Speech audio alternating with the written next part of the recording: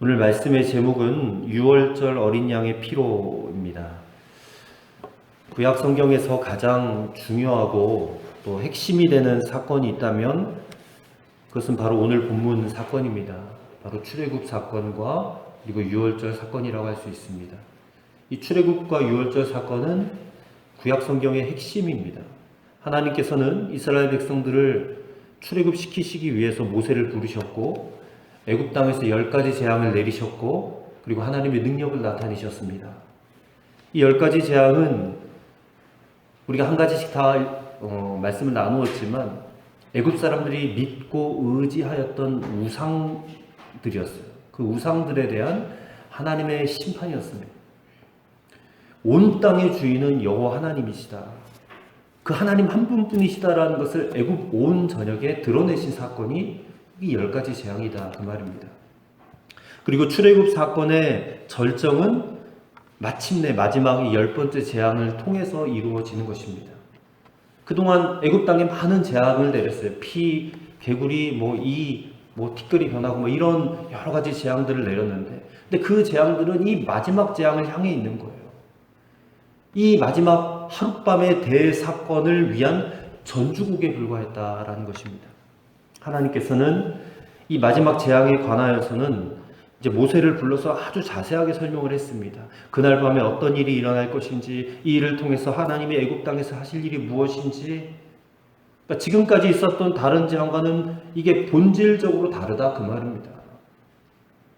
이 재앙으로 인해서 바로 왕이 이제 하나님께 완전히 항복하게 될 것이고 이스라엘 백성들을 정령 다 내보내게 될 것이다 라고 그렇게 말씀하고 있는 것입니다. 애굽 땅에 있는 모든 장자들이 죽습니다. 심지어 가축에 처음 난 것들도 다 죽습니다. 이게 10번째 심판입니다. 그렇다면 하나님은 왜 애굽의 장자들을 다 죽이셨을까? 대표성의 원리다라는 것입니다. 단순히 한 가정의 장자 한 명씩만 죽이셨다는 것을 말하는 것이 아니라 한 가정 전체에 대한 심판이에요. 대표성입니다. 애굽 전체에 대한 심판이에요. 그것을 의미하는 것입니다. 하나님께서는 각 가정의 장자를 죽이심으로 애굽 온 나라 전체에 죽음의 심판을 내리셨다.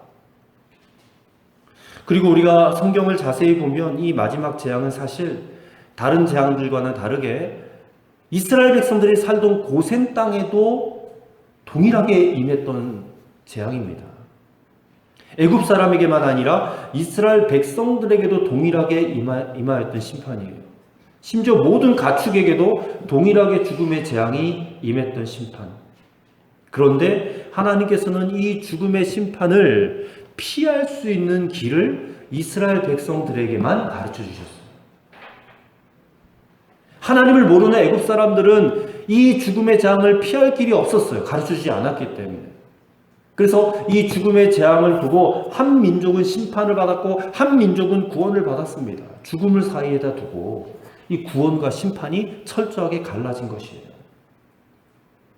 하나님이 준비하신 구원의 길이 무엇입니까, 여러분? 바로 유월절 사건입니다. 이 유월절 사건, 이 사건을 통해서 오늘 이 자리에 앉아 계신 여러분과 저가 다시 한번 우리에게 말씀하시고자 하시는 하나님의 마음이 무엇인가? 유월절 사건을 통해서 우리가 깨닫는 시간이 되었으면 좋겠습니다. 첫째로 예수 십자가 사건이 나의 유월절 돼야 된다는 것입니다. 예수 십자가 사건이 여러분의 유월절이 되시기를 축원합니다. 자, 1절과 2절의 말씀을 다시 한번 보시기 바랍니다. 여호와께서 애굽 땅에서 모세와 아론에게 일러 말씀하시되 이 달을 너희에게 달의 시작 곧 해의 첫 달이 되게 하고 그랬어요. 유월절 사건이 일어났던 이 달, 그 달을 그 해 첫 달이 되게 하라. 이전까지만 해도 유대인의 달력도 우리가 쓰는 태양력과 똑같았어요. 근데 이 유월절 사건을 계기로 해서 그들의 달력이 바뀌었습니다. 우리로 치자면 한 3, 4월 사이인 봄철이 그들에게는 1월이 되는 거예요. 새 달력을 하나님이 지키라는 것입니다. 그래서 그 달을 유대력으로 아비벌, 니산월 한번 들어보신 적은 있을 거예요. 그렇게 이름을 부릅니다. 달력이 바뀌었어요.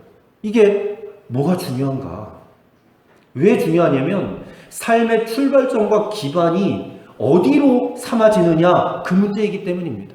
삶의 기준이 바뀐 거예요. 가치관이 바뀐 것을 의미하는 것입니다. 이스라엘 백성들은 지금 자신들의 삶의 기준, 역사의 기준이 유월절이 된 거예요.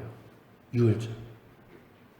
애굽 땅에서 하나님의 구원을 받은, 그것도 어린 양을 잡아서 그 피를 인방과 좌우 솔주에 바른 그 날을 역사의 시작, 그들의 삶의 새로운 시작으로 삼게 되었다라는 것입니다. 이스라엘 백성들의 삶의 패러다임 자체가 유월절 사건을 통해서 바뀌어진 것이다라는 겁니다. 그렇다면 그거는 유대인들의 얘기고, 그러면 신약 시대를 사는 우리는 뭔가? 오늘 저와 여러분은 어떻게 살아야 되느냐? 우리가 예수님을 믿고 다 하나님의 자녀가 되었습니다. 그렇다면 우리도 마찬가지. 이 유월절 사건처럼 여러분과 저의 삶을 바꿔놓은 그 사건이 무엇입니까? 바로 예수 그리스도의 십자가 사건이에요. 십자가 사건. 우리가 십자가를 놓지 않고 십자가를 붙잡고 살아야 될 이유가 여기 있다는 것입니다. 고린도전서 5장 7절에 보면 사도 바울이 이렇게 말했습니다. 우리의 유월절 곧 우리의 양이신 예수 그리스도께서 희생이 되셨느니라 라고 그랬어요. 예수 그리스도의 십자가 사건이 유월절 어린 양의 사건이랑 이게 접목이 된다, 그 말입니다. 유월절의 굉장히 중요한 의미를 바울이 우리에게 가르쳐주고 있는 것입니다. 여러분, 예수님의 십자가의 사건은, 이 유월절 사건은 그 십자가 사건을 보여주는 그림자입니다. 그림자. 그러니까 그거는 실체가 아니에요. 이 지금 3, 4천 년 전에 있었던 유월절 사건은 실체가 아니에요.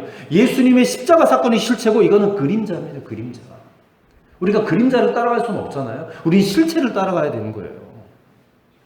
이스라엘 백성들을 구원하기 위해서 어린 양이 죽었듯이 마찬가지로 이 모든 세상의 인류의 모든 민족, 모든 족속, 모든 백성들의 죄로 인해서 하나님의 어린 양이 대신해서 죽었어요. 예수 그리스도께서. 유월절 사건, 어린 양의 피가 이스라엘을 구원했듯이 예수 그리스도의 보혈이 우리를 구원했다, 그 말입니다. 유월절 그 사건에서부터 이스라엘의 역사가 새롭게 시작되었듯이 예수 그리스도의 십자가를 믿는, 예수 그리스도를 만난 이후에 우리 인생의 달력이 바뀌었다라는 것입니다. 그래서 어떤 장로님에게 어떤 분이 여쭤봤대. 장로님의 연세가 어떻게 되십니까? 물어봤더니 20살입니다 그러는 거예요. 거짓말하는 것 같잖아요.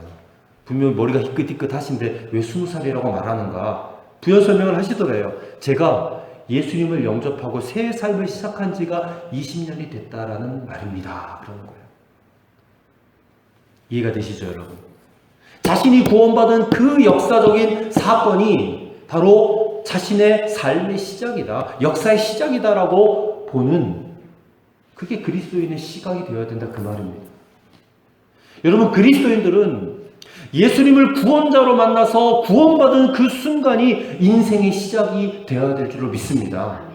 왜냐하면 예수님을 만난 이유, 그 이후로부터 새 생명을 얻었기 때문에. 저도 제가 초등학교 3학년 때부터 교회를 다녔거든요. 교회를 다녔는데 사실은 뭐 복음에 대해서 정확하게 알지 못하고 그냥 교회 다니는 게 재미있고, 교회에 오면 친구들을 만나고 또 여러 가지 프로그램들이 있고 맛있는 음식을 주고 그러니까 교회를 잘 다녔던 것 같아요. 근데 실제 제가 예수님을 인격적으로 만난 시기는 31살이었습니다. 31살. 31살이면 제가 신학을 시작하고, 제가 30살부터 신학을 시작했거든요. 신학을 시작하고 그리고 2년이 지난 해였어요. 그때 어느 집회에 참여했다가 그때 주님의 음성을 듣고 뜨거운 눈물을 흘리고 하나님 앞에 회심을 했던 기억이 있습니다. 제가 지금 48이니까 저도 18년밖에 안 됐어요. 예수님을 만난 지 18년. 고린도후서 5장 17절은 이렇게 선포합니다. 그런즉 누구든지 그리스도 안에 있으면 새로운 피조물이라 그랬습니다. 그리스도 안에 들어온 그 사건, 여러분 각자가 주님을 만나서 회심한 그 사건, 그날이 여러분의 유월절이 되어야 된다, 그 말입니다. 그날에 여러분 삶이 새롭게 시작된 날이에요. 이전 것은 지나갔으니 보라 새 것이 되었도다. 이젠 새 것이 된 것입니다, 여러분. 새로운 삶이 시작되어진 것입니다. 예수님의 십자가 때문에 여러분의 신분이 바뀌었습니다. 여러분의 자격이 바뀌었습니다. 죄와 죽음의 권세에서 또 해방되었기 때문에 여러분에게는 더 이상 죽음도 없습니다. 심판도 없습니다. 무엇이 두렵습니까? 두려워할 게 없습니다. 이미 예수님 안에서 다 해결된 것입니다. 물론 안 죽고 오래 살면 너무나 좋겠지만 언젠간 죽음이 오잖아요. 근데 여러분, 우리는 지금 당장 죽어도 괜찮아요. 왜요? 우리는 이제 천국에 속한 사람들이니까. 오늘 여러분의 6월절이 언제입니까? 여러분의 삶의 시작이 언제입니까? 그 삶의 가치관과 모든 것, 역사를 바꿔오는 여러분의 6월절이 언제입니까? 그것을 한번 생각해 보시기 바랍니다. 안타깝게도 어떤 분들은 오랫동안 교회 출석했지만 저처럼 6월절 사건처럼 생애 기준이 되는 그런 또 가치관이 변하고 삶의 패러다임이 바뀐 그런 사건이 없어요. 그래서 이 예수 믿는다는 것 자체가 그의 삶에 아무런 영향을 주지를 못해요. 예수를 믿어도 세상 사람들처럼 똑같이 살아요. 똑같이 염려하고 똑같이 근심하고 똑같이 아둥바둥거리고 예수님을 믿는 게 아무런 영향이 없어요. 예수님을 똑바로 믿지 않는다 그 말입니다. 구원의 체험이 없는 거예요. 아직. 여러분, 교회 와서 많은 이야기를 들을 수 있습니다. 뭐 도덕적인 얘기, 윤리적인 얘기, 좋은 얘기, 세상에서 잘 사는 법, 많은 얘기 들을 수 있지만 구원받지 못하면 다 헛것입니다. 구원이 너무 제일 중요한 것 아니겠어요? 여러분 삶에 개인의 유월절이 없으면 다 헛된 것입니다. 세상에서 잘 살면 뭐예요? 부자로 떵떵거리고 살면 뭐합니까? 구원받지 못했는데, 구원의 체험이 없는데. 예수님의 십자가의 보혈이 오늘 여러분의 심령에 뿌려지시기를 간절히 축원합니다.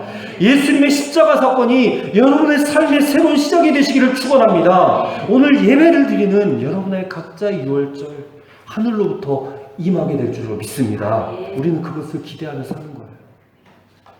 두 번째로, 하나님께서 열어놓으신 구원의 길, 십자가 외에는 살 길이 없다라는 것을 믿으셔야 돼요.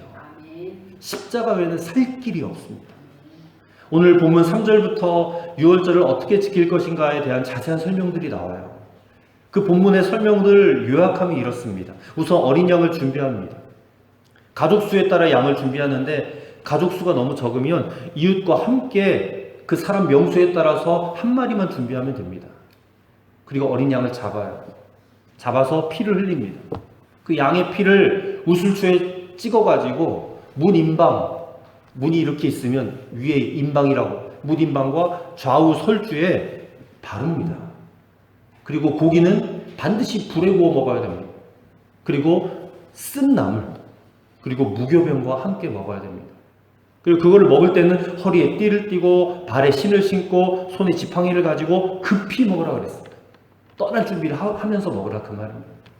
이 과정에서 가장 중요한 것, 다른 것들은 설명드리고 싶어도 시간적인 여유가 없어요. 가장 중요한 것만 설명드릴게요. 가장 중요한 게 뭡니까? 양을 잡아서 그 피를 문임방과 좌우 설주에 바르는 것입니다. 이게 제일 중요합니다. 근데 그렇게 하면 어떤 형태가 나오느냐? 십자가 형태가 나와요. 십자가 형태. 물론 그 사실이 중요한 건 아닙니다만 이 의미심장합니다. 그리고 13절의 말씀을 보십시오. 13절. 내가 애굽 땅을 칠 때에 그 피가 너희가 사는 집에 있어서 너희를 위하여 표적이 될지라. 피가 표적이 될지라 그랬어요. 내가 피를 볼 때에 너희를 넘어가리니 재앙이 너희에게 내려 멸하지 아니하리라. 여기서 내가 피를 볼 때 너희를 넘어가리니 라는 말을, 이 말에서 이제 유월절이에요. 유월절. 물론 유월절 지키는 여러 절차가 많이 나와요. 무교병 이야기, 쓴나물에 대한 이야기, 어떤 자세로 음식을 먹어야 되는 이야기도 다 말합니다. 그러나 유월절이 우리에게 말하는 가장 핵심은 어린 양의 피, 그 피를 문 설주를 발랐다는 거예요. 임방의 설주에 발랐다. 하나님은 그 피를 보고 넘어간다. 애굽 사람들 중에도 착한 사람 없었을까요? 착한 사람 많았을 겁니다. 이스라엘 백성들 중에 악한 사람 없었을까요? 악한 사람 많았을 것입니다. 근데 그날 밤의 구원은 무슨 선악의 문제를 따지거나 남녀노소를 따지거나 이런 게 아니에요. 그냥 어린 양 잡아가지고 그 피를 임방과 좌우 문설주에 발랐느냐 안 발랐느냐, 그게 구원의 근거예요. 구원의 유일한 조건이에요. 얼마나 착하게 살았느냐, 또는 얼마나 많은 덕과 공을 쌓았느냐, 이게 중요하지 않아요. 아무리 선행을 많이 쌓았다 할지라도 피를 바르지 않으면 죽어요. 죽음을 피할 수가 없어요. 하나님이 열어놓으신 구원의 길은 그 길밖에 없다는 거예요. 그리스도의 보혈밖에 없습니다. 십자가의 보혈밖에 없어요. 그 길 외에는 살 길이 없습니다. 십자가만이 유일한 구원의 길인 줄 믿습니다. 그래서 사도행전 4장 12절 말씀은 다른 이름으로서는 구원받을 수가 없나니 천하인간의 구원받을 만한 다른 이름 주신 일이 없다 그랬어요. 예수 그리스도의 이름과 그분의 보혈의 능력만이 우리를 구원해낼 수 있다. 이스라엘 백성들이 어린 양의 피를 바르고 구원받았다는 것을 여러분 잘 이해하셔야 됩니다. 이것은 이스라엘 백성들이 하나님의 말씀을 믿었다는 겁니다. 어떤 말씀이에요? 피를 발라라. 내가 그 피를 보고 넘어갈 거야. 이 말씀을 믿었다는 거예요. 그 말씀을 믿었다. 피가 무슨 마력을 가진 게 아니에요. 옛날에 그 재밌게 보았던 영화, 뭐 드라큘라 그런 영화들 있잖아요. 거기 보면 뭐 드라큘라를 쫓아내기 위해서 십자가를 그리고 무슨 피를 뭐 뿌리고 막 그래요. 무슨 피에 무슨 힘이 있어서, 능력이 있어서 그렇게 하는 것처럼 그렇게 영화는 설정을 했지만, 여러분, 피는 그냥 피일 뿐이죠. 피에 무슨 능력이 있습니까? 힘이 있습니까? 어떤 생화학적 효과가 있습니까? 그런 거 없습니다. 거기에 능력이 있다는 것은 하나님이 그 피를 보고 넘어가겠다는 약속이 있었기 때문에, 그 하나님의 약속이 능력이에요. 약속이. 그 약속대로 이루셨다라는 것입니다. 근데 피에 무슨 힘이 있다라고 가르치는 이단이 통일교 이단입니다. 통일교. 문선명이라는 사람이 시작한 통일교 이단. 그래서 그 사람들은 그 교회에 들어오면 피가름이라는 의식을 해야 됩니다. 뭐 그 자세한 의식은 제가 설명드리고 싶지 않습니다. 너무 지저분해가지고. 피가름 의식을 합니다. 완전히 틀린 교리예요. 여러분, 어린 양의 피로 구원을 받았다는 것은 하나님의 약속, 하나님의 언약에 근거된 것이지 피 자체에 무슨 효력이 있는 것이 절대 아닙니다. 13절 말씀에 내가 애굽 땅을 칠 때에 그 피가 너희가 사는 집에 있어서 너희를 위하여 표적이 될지라 그랬어요. 피가 표적이 된다. 그 사인이 된다는 거예요. 사인. 우리가 예수 믿고 구원받는 것도 하나님의 약속 때문에 구원받는 거죠. 예수님이 내 대신 십자가에 피를 흘려 죽으셨고 하나님은 그 피를 보고 내 죄를 씻어주시겠다라는 그 약속을 내가 믿는 거예요. 이해하십니까 여러분? 예수님이 피를 흘려주셔서 내 죄가 속함 받았다, 사함을 받았다라는 약속, 그 약속을 믿으면 구원받는 거예요. 우리에게 막 피를 막 흘려 막 내 머리에서부터 피가 막 흘러야지만이 구원받는 게 아니다 그 말입니다. 예수님은 이미 십자가에서 우리를 위해 피를 흘려 주셨어요. 우리는 그 약속을 믿는 겁니다. 그러므로 이스라엘 백성들이 어린 양의 피를 문설주에 바른 것처럼 우리는 예수님이 십자가에 죽으신 것을 나를 위한 죽음인 것을 믿고 그 예수님을 내 마음에 영접하는 것이 곧 피 바른 것과 똑같다라는 것이에요. 똑같다. 여러분, 저와 여러분이 구원받은 것은 예수님의 십자가 때문입니다. 베드로 사도 이렇게 외쳤습니다. 너희가 알거니와 너희 조상의 유전한 망령된 행실에서 구속된 것은 은이나 금같이 없어질 것으로 한 것이 아니요 오직 흠없고 점없는 어린 양 같은 그리스도의 보배로운 피로 한 것이니라. 그리스도의 보배로운 피. 그래서 보혈이라고 부르는 겁니다. 보혈. 보배로운 피. 십자가 없는 기독교는 윤리입니다. 그런 좋은 얘기는 세상에 나가서도 많이 들을 수 있습니다. 얼마나 철학적으로 심오하게 그 세계를 연구하고 정리해놓은 그런 이들이 얼마나 많습니까? 좋은 얘기는 세상 나가서도 얼마든지 들을 수 있어요. 근데 우리가 교회 나오는 이유는 무엇입니까? 십자가, 이 복음을 듣고 하나님 앞에 똑바로 살기 위해서. 십자가 없는 기독교는 세상을 살릴 수가 없어요. 십자가 없는 기도는 무당들의 기도와 진배 없습니다. 똑같습니다. 그래서 여러분, 영국의 그 유명한 스펄저 목사님은 이렇게 외쳤습니다. 여러분, 나의 강단에는 피가 있습니다. 나의 예배당에는 보혈이 있습니다. 저는 이렇게 외치고 싶어요. 오늘 우리 빛의 숲교회 좌우 임방과 문설주에 예수 그리스도의 십자가의 보혈이 발라져 있습니다. 이 강단에도 그리스도의 보혈이 있습니다. 이곳에 들어와서 복음을 믿고 예수 그리스도를 마음에 영접하면 하나님이 약속해 주신 대로 누구나 구원받고 영생의 축복을 받게 될 줄로 믿습니다. 우리가 그것 때문에 교회 나오는 거지. 무엇 때문에 교회 나오는 거야? 예수님의 보혈을 의지하는 저와 여러분 되시기를 간절히 축원합니다. 마지막 세 번째로, 이 십자가 사건을 영원히 기억하고 십자가를 자랑하며 사시라는 겁니다. 14절 말씀입니다. 너희는 이날을 기념하여 여호와의 절기를 삼아 영원한 규례로 대대로 지킬지니라.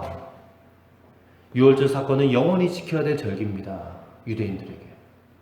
특별히 25절부터 27절까지 말씀을 보시면, 너희는 여호와께서 허락하신 대로 너희에게 주시는 땅에 이를 때에 이 예식을 지킬 것이라. 이후에 너희의 자녀가 묻기를 이 예식이 무슨 뜻이냐 하거든 너희는 이르기를 이는 여호와의 유월절 제사라. 여호와께서 애굽 사람에게 재앙을 내리실 때에 애굽에 있는 이스라엘 자손의 집을 넘으사 우리의 집을 구원하셨느니라 하라 하매 백성이 머리 숙여 경배하니라 라고 했습니다. 자녀들에게 유월절이 되면 어린 양을 잡아서 좌우 문설주에 피를 바른다. 그 피로 우리가 구원받았다라는 것을 가르치라는 거예요. 자녀들에게 가르치라. 성경은 어린 양의 피를 뿌린 이날 유월절을 기념하라라고 했습니다. 미국 교회가 우리나라에 처음 우리나라가 아니죠. 미국 교회가 처음으로 파송한 선교사님이 있습니다. 아도니람 저드슨이라는 선교사님이신데, 이분이 버마, 지금의 미얀마에 가서 선교 활동을 했습니다. 거기서 수많은 고난과 어려움을 당했어요. 결국에는 그 땅에서 순교했습니다. 그가 선교사로 떠난 지 30년 후에 미국에 올 기회가 있었답니다. 그래서 보스턴이라는 곳에서 선교 보고회를 하던 날에 교회가 막 입추의 여지가 없이 사람들로 꽉 찼어요. 미국 최초의 선교사의 그 선교 보고와 메시지에 수많은 사람들이 관심을 갖고 기대를 가졌습니다. 그런데 이 아도니람 저드슨 선교사의 설교는 나의 구주 예수 그리스도, 이 제목으로 오직 예수 그리스도의 십자가에 대해서만 선포를 했습니다. 그리고 그 메시지는 굉장히 짧게 끝났습니다. 그래서 그 선교 보고를 들어온 청중들이 매우 실망을 했답니다. 위대한 선교사의 그 선교지에서 일어난 드라마틱한 그런 사건들에 대해서 듣고 싶었는데, 그냥 나의 구주 예수 그리스도 십자가의 보혈, 너무 평범하지 않느냐. 그때 그 이야기를 들었던 아도니람 저드슨 선교사님이 그 청중들에게 정색을 하면서 이렇게 말했다고 합니다. 여러분, 십자가 사건보다 더 비범한 사건이 어디 있습니까? 십자가보다 더 위대한 메시지가 어디 있습니까? 십자가보다 더 놀라운 복음이 어디 있습니까? 나에게는 이보다 더 중요한 메시지는 없습니다. 오늘날 교인들도 마찬가지예요. 놀라운 메시지를 듣기 원합니다. 기가 막힌 이야기를 듣기 원해요. 그게 뭡니까? 애굽 땅에 벌어진 10가지 재앙 중에 9가지 재앙, 첫 번째부터 9번째까지의 그 재앙은 굉장히 신나는 재앙들이에요. 우리 입장에서 봤을 때 하나님을 믿지 않는 저 세상 나라에 하나님이 막 재앙을 퍼부으시는 그 놀라운 기적과 놀라운 이사를 우리도 듣고 싶어 해요. 근데 여러분 알아야 됩니다. 9가지 재앙과 하나님의 애굽 땅에서 펼쳐주신 그 기적의 이야기가 멋있게 보이고 기가 막히게 보일지 모르지만, 그 9가지 재앙으로는 이스라엘을 구원해내지 못했습니다. 바로 왕이 강팍해서 안 내보내줬잖아요. 하나님의 계획은 9가지 재앙이 아니었어요. 하나님의 계획은 10번째 재앙이 임하는 날, 즉 어린 양의 피를 좌우 문설주와 임방에 바를 때에 하나님의 계획이 성취되었습니다. 이루어졌습니다. 우리가 그것을 알아야죠. 유월절 사건은 역사의 지평선에 있을 십자가 사건, 그것을 예표하는 영적 사건이라 했습니다. 마찬가지로 이 십자가 사건은 오늘날 그리스도인들이 절대로 잊지 말아야 될 사건이에요. 그래서 오늘날 교회가 이 십자가 사건을 영원히 기억하기 위해서 성찬식을 거행하는 겁니다. 고린도전서 11장 23절부터 말씀 보시면, 예수께서 잡히시던 날 밤에 떡을 가지사 축사하시고 떼어 이르시되 이것은 너희를 위하여 내 몸이니 이것을 행하여 나를 기념하라 하시고, 식후에 또한 이와 같이 잔을 가지시고 이르시되 이 잔은 내 피로 세운 새 언약이니 이것을 행하여 마실 때마다 나를 기념하라 하셨느니라. 성찬식을 하면서 이 십자가 사건이 영원히 기억하고 또 기념하기 위해서 우리가 하는 것입니다. 주님이 이 사건 기념하라고 했어요.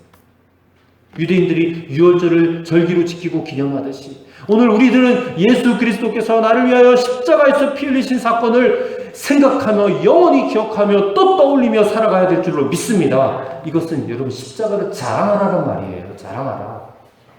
여러분의 자랑거리가 다 있을 거예요. 여러분이 잘하는 거 있습니다. 얼굴 잘생긴 사람은 얼굴 잘생긴 거 자랑하고, 예쁜 사람 예쁜 것 가지고 자랑해요. 키 큰 사람 키 큰 거 가지고 자랑하고, 공부 잘하는 사람은 공부 잘하는 것으로 자랑해요. 좋은 직장 직업 가진 사람들은 그거 갖고 자랑합니다. 그러나 우리 그리스도인들은 그런 것 갖고 자랑하는 사람들 아닙니다. 우리는 십자가만 자랑하는 거예요. 십자가만. 그 십자가의 보혈이 여러분을 구원했고, 그 십자가의 보혈이 옆에 있는 성도님을 구원했고, 여러분의 가족과 모든 인류를 구원할 유일한 능력입니다라고 담대하게 여러분 말하셔야 돼요. 그게 마지막 때에 우리가 믿음을 지키고 살아갈 수 있는 유일한 비결인 줄로 믿습니다. 무엇으로 여러분 믿음을 지킬 것입니까? 여러분을 구원한 십자가를 말해야 그 말이 여러분을 지키는 거예요. 입을 다물고 있으면 안 됩니다.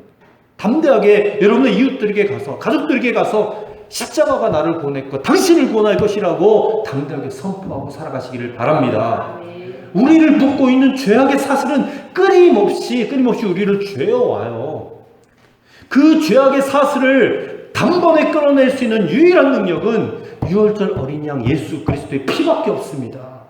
그 십자가밖에 없어요. 여러분이 하나님을 아버지라고 부를 수 있는 것도 십자가 때문에 되어진 거고, 지금도 이 공중원세를 잡고 우리를 괴롭히고 우리를 죄악에 빠지게 만드는 악한 마귀 사탄을 꺾어버릴 수 있는 유일한 능력도 십자가밖에 없고, 그리고 우리가 앞으로 저 영원한 하나님 나라 천국을, 그 천국 문을 여는 것도 유월절 어린 양 예수 그리스도의 피밖에 없음을 여러분 자랑하시는 저와 여러분의 삶이 되시기를 주님의 이름으로 간절히 축원합니다. 하나님 아버지 감사합니다. 9가지의 재앙으로는 출애굽시킬 수 없었던 것이 하나님의 계획이었습니다. 비로소 10번째 재앙이 임하였을 때에 하나님은 이스라엘을 출애굽시키셨음을 우리가 보았습니다. 이 출애굽과 유월절 사건, 오늘날 우리의 믿음과 구원의 근거가 된 것을 믿고 감사를 드립니다. 어린 양의 피로써 구원하신 하나님의 언약을 우리가 믿사오니 우리도 어린 양 되신 예수님의 피로써 완전히 구원하여 주신 것을 믿습니다. 이 구원받은 십자가의 사건을 영원히 기억하고 이 십자가의 축복을 누리며, 그리고 십자가를 자랑하며 살아가는 우리 모두가 되게 하여 주시옵소서. 예수님의 이름으로 간절히 기도하옵나이다. 아멘.